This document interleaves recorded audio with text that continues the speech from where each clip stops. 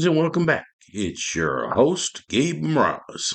We're continuing with our coverage of California prisons. The Richard J. Donovan Correctional Facility opened in 1987, shortly after New Folsom and Mule Creek State Prison, as new California and national jails and prisons opened to hold the growing tide of inmates, largely as a result of the drug war. Some people have referred to this as the prison industrial complex and the schools to prison pipeline. I don't have enough time to get into that right now, but I've made some videos that touched on it in the past, as well as wrote a book, How We Lost the Drug War and How We Can Win It Back. Richard J. Donovan houses Level 1, Level 2, 3, and 4 inmates, serving their terms of incarceration. That has included many prison gang members. The facility is situated on the Mesa, about 1.5 miles from the U.S Mexico border, in the foothills of Otay Mesa. This area is occupied by 6 other properties that are related to law enforcement and correctional facilities. My friend and professional peer, David Contreras, who I got together with recently at a California Gang Investigators Association training where we both presented at, started off his career at the California Men's Colony, then helped activate Donovan and literally took the first inmate off the bus. He stripped the first group of inmates that arrived while working for R&R Sergeant Robert Blackie Ramirez, if anybody remembers them from back in the day. David interviewed me, as well as current California Gang Investigators Association President Nelson Arriaga and current International Latino Gang Investigators Association President George Norris. If you're interested in a podcast, recently appeared on The Gray Line, or Behind the Blue Line. Lieutenant Hector Bravo from That Prison Guard podcast also worked at Richard J. Donovan, and I understand quit due to all the BS going on within CDC in recent years. Sexual harassment cases, many bogus claims, and some legit claims of excessive force, as well as a rapidly deteriorating facility, all of the problems that occurred during COVID, issues dealing with an increasing mentally ill population, JCATs, 5150s, the real ones and the fake ones work in the system. In particular, I understand he was very upset with an incident where admin allegedly was working with an MA member to help control the facility, and much of this is included in his book, Operation Yard Recall. As far as I know, Richard J. Donovan currently has 2 facilities which are designated to hold sensitive needs inmates as well as general population, or run-of-the-mill inmates. I believe there are currently 3 non-designated program facilities at RJD. Facility D, Facility E, and the Minimum Support Facility, which does a lot of the maintenance on the grounds and I think still sometimes does outside work, as they are considered to be low risk with low classification points. Non-designated program facilities house inmates together, regardless of their past designation, SNY or GP, as noted previously in other videos. And this new reintegration policy has been very problematic, even though CDC headquarters seldom admits it. Many feel that the high number of deaths in that agency is due in great part to these policies putting the lives of staff and inmates at risk. For instance, there was a riot in February 2019 involving approximately 50 inmates in multiple areas of Facility A, which is designated to be medium security. Multiple weapons were later found. Staff used pepper spray to quell the disturbance, where 10 inmates were hurt, 1 seriously. New information also emerging about a riot at Donovan State Prison that prompted a lockdown and huge medical response. 10 inmates were injured in this morning's incident. 10 News reporter Rena Nakano is joining us. And Rena, multiple fights broke out in several areas at the same time. Yeah, that's right. This incident quickly upgraded from a disturbance to a riot because so many fights were happening simultaneously among potentially very dangerous inmates. Emergency vehicles sprawled across Donovan Correctional Facility this morning, following a series of fights that evolved into a riot. Multiple inmates fought and attacked each other in several areas simultaneously. Every morning, Yard A inmates have outdoor recreation hours between 8:30 and 11:30. CDCR staff says the riot started during that time among 50 medium security inmates who were under staff observation. They responded to the area and used their pepper spray that was on them and were able to quell the situation. 10 inmates were injured. Of them, 1 was airlifted for serious head injuries. 3 patients were declared major traumas, and the rest were minor traumas. All required transport. Donovan State Prison is home to some infamous prisoners, including the Menendez brothers, Sirhan, who assassinated Senator Robert Kennedy, and Tex Watson, a well-known member of the Manson family. They're all housed in a different section of this prison, away from where today's riot took place. Still, emergency responders train for and treat these incidents very seriously. An incident like this is managed similar to how we manage an active shooter scenario, where you have multiple patients, you have law enforcement involved, combined with EMS and fire. After a search and sweep of the inmates, prison staff found several homemade weapons. Now they're trying to determine what started the chaos. They're going to be conducting inmate interviews to determine if there was any tension on the facility and what it may have led up to this riot. August 16, 2020, 6 officers were attacked by fist strikes as well as inmate manufactured weapons, commonly known as shanks. I understand that about 20 inmates were involved and a shot was fired by staff in order to quell that incident. And I believe that this was the final straw for Lieutenant Bravo. We're following another developing story out of Donovan State Prison where inmates attacked 6 correctional officers. It happened around 4 this afternoon when about 20 inmates in the recreation yard began to attack the officers. According to the Department of Corrections, inmates ignored commands to stop the violence and an officer fired a warning shot to stop the attack. Several weapons from inmates were recovered at the scene. The 6 officers were taken to the hospital for injuries including stab wounds, lacerations, and possible broken bones. 2 inmates also taken to the hospital while others went to the prison's medical facility. Inmates involved in the attack could face charges of attempted murder of a peace officer.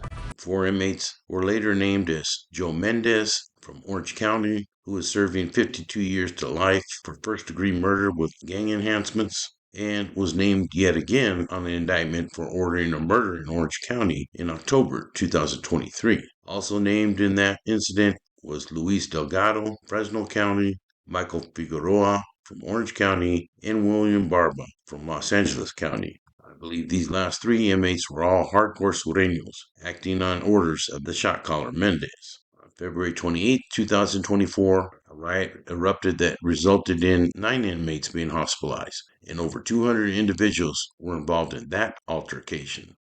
I understand that the incident began as a fight between 2 prisoners, but quickly escalated into a full-scale riot. Offenders involved were seen wielding shanks, and I understand that 9 inmates had to be hospitalized for treatment. No staff were seriously hurt, per CDC. All of these serious incidents and homicides within CDC should serve as a wake-up call for state authorities and policymakers in Sacramento to prioritize the necessary changes that should be made within the system. I always had a saying, safety and security trumps everything, but it seems like some people have their priorities all wrong. And when they do act, they often take a band-aid approach without seriously looking at the underlying issues that caused them to happen in the first place.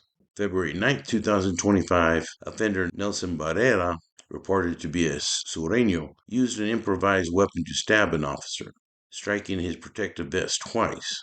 The officer was able to call for assistance, and staff immediately responded and barricaded Burra in his cell, and understand that he was later transferred to another institution. On April 23, 2025, early in the morning, inmate Mayette Brandon used an improvised weapon to stab an officer through a food cup port, also striking the officer's protective vest. The officer was able to leave the area and call for assistance, and staff responded, and the weapon was relinquished without further incident.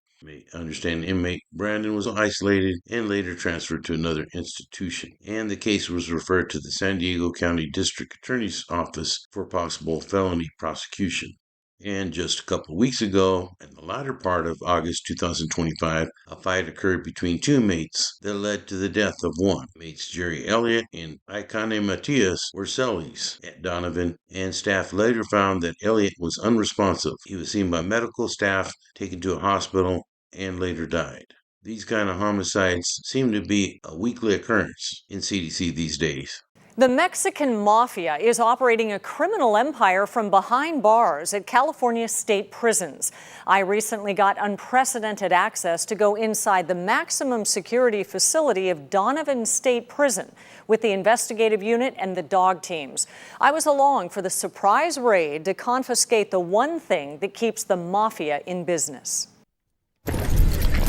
We're about to enter the yard of Donovan State Prison, where we'll be outnumbered 300 to 1 by hardened criminals. Right there. 1, 2, 3, and 4, and perimeter check. The gunner gives us the go.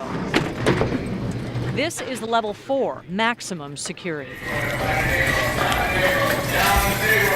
We're in, and the race is on. The prisoners against the special investigators and the dog teams. We just isolate and contain. Everyone is put on the ground. Every second counts. Oh yeah, he's excited. There's probably something in there. Officer Frederick and Scout already know the high priority cells. Weeks of intel came before this raid. They're targeting a criminal empire operating from behind bars. The Mexican Mafia, the oldest and most powerful prison gang in the U.S. They're flushing cell phones, they're flushing dope. Locked in their private cells for hours a day, the Mafia's leaders are still able to order contract killings, drug deals, and extortion with nothing more than their cell phones. Say, for example, I had a beef or an argument with somebody in here, he paroles. Let's target his family. Let's target him on the street. Dogs are the best weapon in this fight. That looks like a hit. They're trained to smell the one common chemical in all cell phones. These lifers have had years to modify their cells and create hiding places. He's modified something because the lights don't turn on, which tells me he's probably got in there. And there could be cell phones, there could be other contraband items in there. Scout gets an alert in the wall above his head and takes off from the floor to the counter to the top bunk to get it. 2 cells down, a prisoner was already on the move as the door was opening. And he got his cell phone in the toilet, but he couldn't get it flushed before the dog got in. Otherwise, it would have been sucked down into the sewer system and we would never would have retrieved it. These dogs are so good at what they do that they are being targeted by inmates. They'll have this in the light fixtures, and the dog can get electrocuted by touching this right here. A high-stakes game for the dogs today. Close. But several cell phones out of the hands of prisoners who have nothing to lose. Cellular telephone. And a mafia intent on staying connected to the outside and to each other through texts and phone calls. You can send a message out to any other building. For example, hey, let's kick off a riot. So the fight goes on, one raid at a time.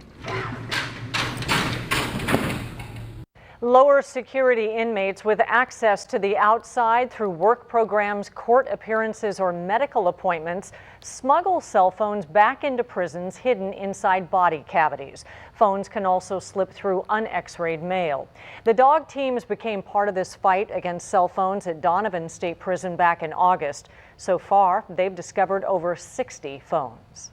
There have been lots of MM members and associates housed at Donovan over the years, according to CDC, and some are currently housed there, such as Farrell Beltran de Redlands, former shot caller Artie Guzman from the King Cobras, who did an infamous hit for Joe Morgan and has been housed at Donovan for several years now. Dennis Woody Ortiz from Compton Setentas has been there quite a while and was once close to Raul Weddlesherm Leon from San Diego. And I understand that at one time, both were getting a cut from all the Tijuana and Baja California prisons, at least from the Sureños there. Mitch Smiley of Hard Intentions did time at Donovan as a plumber, and he has some pretty good insight on his channel about the woods, bikers, and doing time. He was an old school convict and had the reputation that he never let anybody run his program. In July 2024, Michael Lamb was housed there after they cleared out San Quentin's death row, and he had his death penalty case overturned. He was prosecuted back in 2008 in Orange County, as I discussed in my P9 video, where he and another P9 member, Jacob Rump, were accused of killing fellow P9 member Scotty Miller, who had appeared on the Fox 11 TV special when he was interviewed by my good friend Chris Blatchford. Perez had him disguised for his own protection, but unfortunately, some P9 members recognized a tattoo on his arm, and he was targeted for assassination. Both P9 members and former NLR member turned P9 Billy Joe Johnson was also named in that case. By the way, if you haven't seen it yet, I appeared on a Vice TV Nazi Lowrider episode, as well as several other shows on their United Gang series this season. I heard there was a serious incident in December 2018 at Donovan involving the SNY gang's 2-5ers and Northern Riders. At one time, they had no problems. The 2-5ers were against the MA and the Riders were against the NF. But it doesn't take much to kick off some pedo with these guys, and I guess both felt disrespected and a riot broke out. There have been some serious incidents with Norteños and other groups, such as when Northern Rider founder Reese Snoop Vasquez from Southside Park, Sacra, and another inmate, Michael Sola Mendoza from Sacra Gardenland, attacked and killed Guy Champ Perez, who was from San Ho. I understand that Perez was in the shower early in the morning when he was attacked by Vasquez and Mendoza. They were pepper sprayed by staff as they would not stop their attack. It was a very horrific, bloody account. Developing now, prison officials in San Diego are investigating the death of a Merced County man.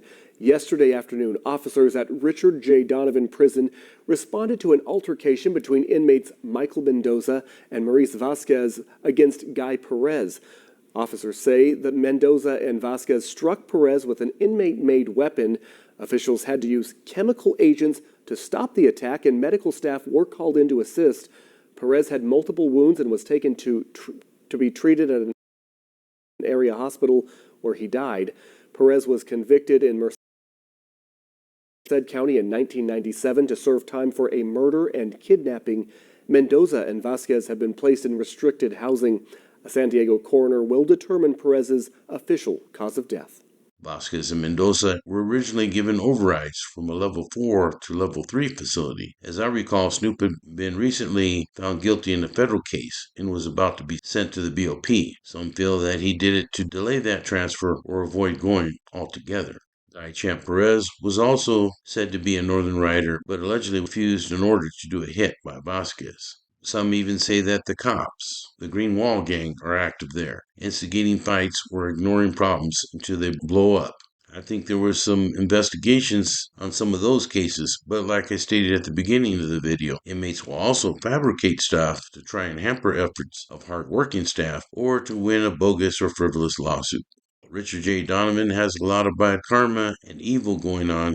There are also some inmates trying to turn their lives around, and once again, that is something that I always encourage and applaud. Today, we're holding a Hope event, which is a wonderful opportunity to present the gospel of Jesus Christ to the men that are here to worship, to hear sermons, and to invite people to accept Jesus as their Lord and Savior or recommit their lives to Christ.